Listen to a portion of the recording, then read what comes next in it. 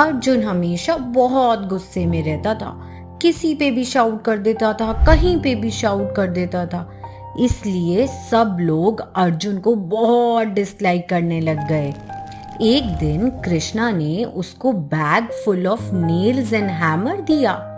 Arjun got very confused. Krishna said, Arjun, you really have a very short temper. Why don't you hammer a nail every time you get angry? Arjun ने ये बात मानी। अब क्या हुआ, शाम को अर्जुन ने 40 नेल्स लगा दिए and it was just the first day. एक हफ्ते बाद उस फेंस के अराउंड 1000 नेल्स थे। देखते ही देखते अर्जुन को महसूस हुआ कि जो वो नेल्स लगा रहा है फेंस पे, उसमें तो बहुत मेहनत लगती है। उससे बेटर है कि अपना एंगर कंट्रोल कर लो। धीरे धीरे दिन बीतते गए and the number of nails began to lessen and eventually stopped. अब कृष्णा ने कहा, Now that you have learned to control your temper, why don't you start to pull out the nails each time you successfully control your temper? Arjun ने फिर से उनकी बात मानी और सारे के सारे नेल्स एक एक करके निकालने लगा। अब जब भी वो नेल्स निकालता था उसको बहुत काम महसूस होता था और उसको गुस्सा भी नहीं आता था। आफ्टर अ फ्यू वीक्स सारे के सारे नेल्स बाहर निकल गए। अर्जुन बहुत खुशी खुशी कृष्णा के पास गया और उसको ये सब बताया।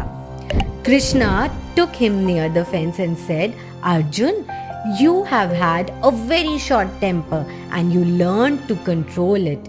But now look at this fence. Arjun, क्या तुमने देखा कि इस फेंस पे कितने सारे होल्स हो गए और ये कभी भी पहले की तरह दोबारा नहीं ठीक हो सकता। अर्जुन को बहुत बुरा लगा और उसको थोड़ा थोड़ा समझ आया कि कृष्णा क्या बोलना चाह रहा है। तो कृष्णा ने उसको गीता का श्लोक 16.21 बताते हुए बोला, त्रिविधम नरकस्येदं द्वारं नाशनमात्मनः कामः क्रोधः तथा लोभः तस्मादेतत्रयं तजे। Arjun scratched his head and asked, What does this mean, Krishna?